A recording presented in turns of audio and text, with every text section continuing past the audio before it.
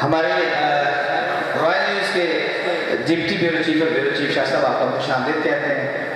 थोड़ा सा तालियों की आवाज़ आ जाए, काफ़ी हमारे घर में लेट आते हैं।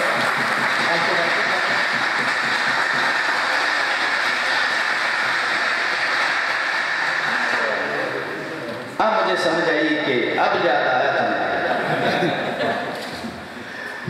ख़वातीन हज़रात, अभी कैसे अपने मोहतरम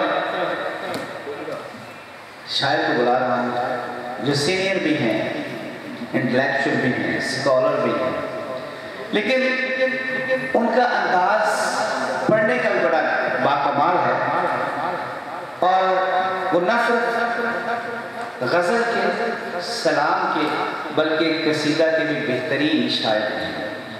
सोचा नहीं महकार अदबी तंजीम है, उसके वाइस प्रेसिडेंट भी हैं कि जब भी पढ़ते हैं बहुत लुत्फ़ आता है, इनकी बात भी गहराई भी होती है, पैगाम भी होता है, और जब पंचतन का नाम लेते हैं तो ऐसी रूहानी कैफियत तारी होती है।